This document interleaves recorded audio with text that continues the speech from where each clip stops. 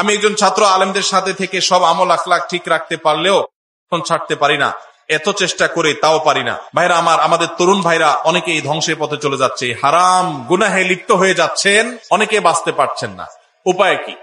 দেখুন, এর জন্য সবচেয়ে কার্যকর উপায় হলো যদি ডাল ভাত জোগাড় করার ব্যবস্থাটা থাকে, জাস্ট ডাল ভাতের ব্যবস্থা, কোন রকম মোহরের টাকা জোগাড় করতে পেরেছেন, বিলম্ব না করে বিবাহ করে ফেলেন, এটা হলো সবচেয়ে বড় মহৌষধ। নাম্বার 2, যদি আপনার এই মুহূর্তে বিবাহ করবার মতো শারীরিক আর্থিক সঙ্গতি না থাকে, সার্বিক সঙ্গতি না থাকে, তাহলে সেক্ষেত্রে আপনি এই বদভ্যাস থেকে বাঁচার জন্য নাম্বার 1, যে সমস্ত মোবাইল বা আপনার কম্পিউটার স্ক্রিন থেকে হারাম জিনিস দেখে আপনি হারাম কাজ করেন, সেইগুলো থেকে নিজেকে বিচ্ছিন্ন করে ফেলেন। একটু অপারেশন করতে হবে, নিজের স্মার্টফোনটা বিক্রি করে একটা বাটন ফোন কিনে ফেলান।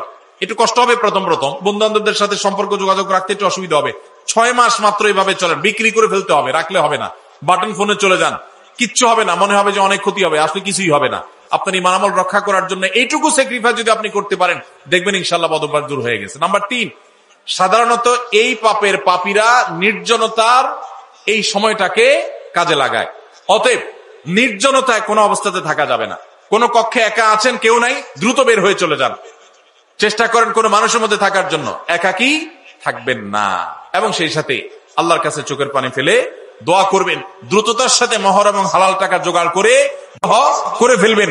বাপমা যদি অহেতুক বিবাহ পিছায় আর আপনি বিবিকে, স্ত্রীকে পালার মতো মিনিমাম ব্যবস্থা থাকে, তাহলে আপনি নিজ উদ্যোগে বিবাহ করে ফেলবেন, তারপরে চরিত্র হেফাজত করতে হবে ইনশাআল্লাহ।